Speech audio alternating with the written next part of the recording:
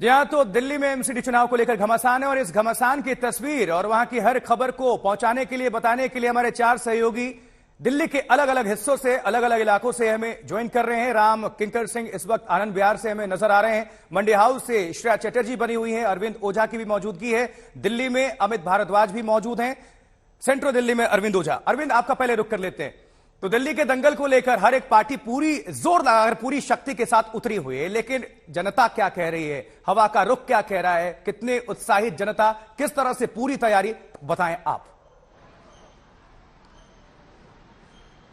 देखिए, उत्साह तो पूरा है, लेकिन जनता क्या कह रही है ये तो नतीजे बताएंगे। जब वोटिंग का जो गिनती है वो शुरू होगी तभी बताएंगे। लेकिन हाँ, ये बिल्कुल है कि चुनाव प्रचार कल थम चुका है। आज जो कार्यकर्ता है वो डोर टू डोर कैंपेन करेंगे, लोगों से मिलेंगे, सोशल मीडिया के जरिए प्रचार करने की कोशिश की जाएगी। लेकिन जिस तरीके से एमसीडी इलेक्शन के लिए बीजेपी और आम आदमी पार्टी ने पूरी ताकत झोंक रखी है, इसी में भ्रष्टाचार का मुद्दा उठा, तिहाड़ जेल आया, महाठग की चिट्ठी आई, कूड़े का पहाड़ आया, एक दूसरे पर आरोप प्रत्यारोप चले, लेकिन वो सब कुछ अब थम चुका है।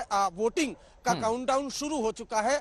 दोनों ही पार्टियां दावा कर रही हैं। एक तरफ आम आदमी पार्टी कह रही है कि 15 साल तक बीजेपी काबिज रही, अब केजरीवाल मॉडल चलेगा, तो वहीं बीजेपी का कहना है कि नरेंद्र मोदी के सपनों की दिल्ली बनेगी। तो इन तमाम मुद्दों को लेकर दोनों पार्टियों ने पूरी ताकत झोंक दी है। लेकिन कल बताऊं, जब वोटिंग होगी तो दिल्ली पुलिस ने भी पूरी तैयारी कर रखी है। खासतौर पर सेंसिटिव जोन नॉर्थ ईस्ट की बात की जाए, नॉर्थ ईस्ट दिल्ली की, तो वहां पर पैरामिलिट्री फोर्सेस के जवानों की तैनाती होगी। अरविंद, आप हमारे साथ बने रहे। जल्दी जल्दी हर एक सहयोगी का हम रुख कर लेते हैं ताकि और ज्यादा जानकारी हर एक इलाके से हम दर्शकों तक पहुंचा सके। अब अमित भारद्वाज का हम रुख कर लेते हैं। अमित, किस तरह से आप अपनी तैयारी वहां पर देख पा रहे हैं, क्योंकि बहुत कल महत्वपूर्ण दिन है पूरे लिहाज से दिल्ली के लिए, दिल्ली की जनता के लिए। एमसीडी चुनाव अपने आप में भारतीय जनता पार्टी के लिए कितनी बड़ी चुनौती होगी, क्योंकि यह बहुत आसान नहीं होने जा रहा है चुनाव। सबसे कड़ा अब तक का यह एमसीडी चुनाव बताया जा रहा है। बिल्कुल सही कह रहे हैं आशुतोष आप। देखिए, भारतीय जनता पार्टी के लिए कितनी बड़ी चुनौती है इस बात से समझ में आ सकता है कि बीजेपी ने इस दफा केंद्रीय मंत्रियों को काम पे लगाया दिल्ली में एक एमसीडी चुनाव में प्रचार प्रसार करने के लिए, और इसके साथ साथ देश के अलग अलग राज्यों के बीजेपी के मुख्यमंत्री दिल्ली में आपको कैंपेन करते हुए दिखे, और स्ट्रैटेजिक लोकेशन भी इन लोगों को दी गई थी। अगर आप उत्तर प्रदेश के उप मुख्यमंत्री केशव प्रसाद मौर्य की बात करेंगे तो कल वो नॉर्थ ईस्ट दिल्ली में दिखाई दिए, उन इलाकों में गए जहां पे दंगों की वजह से लंबे समय तक माहौल जो है वो तनावपूर्ण रहा था। और इसी तरह से यूपी के अलग अलग मंत्रियों को भी यूपी से सटे हुए इलाकों में प्रचार कराया गया। यानी कि बीजेपी को पता है कि ये साख की लड़ाई है, चौथी बार जरूर जीतने की कोशिश कर रहे हैं, लेकिन अगर नहीं जीतते हैं तो नैरेटिव वॉर में कहीं ना कहीं आम आदमी पार्टी उन पर निशाना साधेगी। दूसरी तरफ आम आदमी पार्टी की स्ट्रैटेजी देखिए कि वो बीजेपी के का जो पूरा कैंपेन रहा, जिसमें वो भ्रष्टाचार से लेकर सुकेश की बात करते रहे, उस पर जवाब नहीं दिया आम आदमी पार्टी ने, बल्कि जनता के बीच गए। मनीष सिसोदिया एक तरह से इस पूरे चुनाव प्रचार प्रसार का चेहरा बन गए आम आदमी पार्टी के, और नुक्कड़ सभाओं में मनीष सिसोदिया की स्पेसिफिक स्ट्रैटेजी का इस्तेमाल कर रहे थे।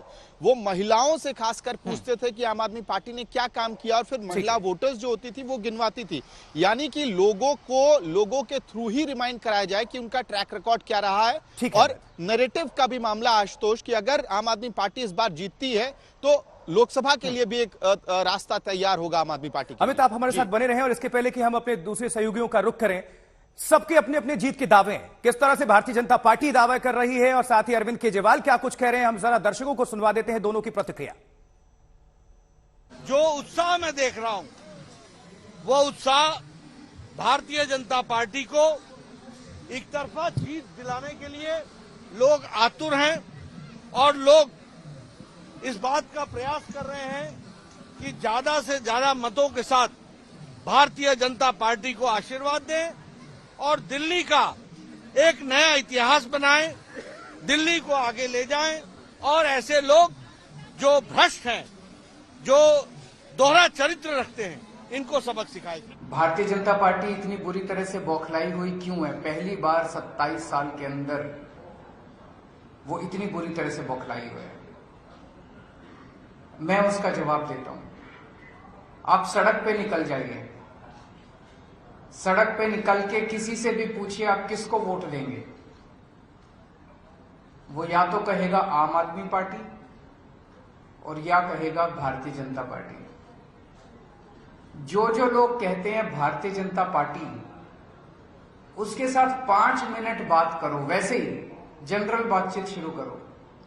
5 मिनट की बातचीत के बाद वो कहता है कि जी मेरा पूरा मोहल्ला झाड़ू को वोट दे रहा है।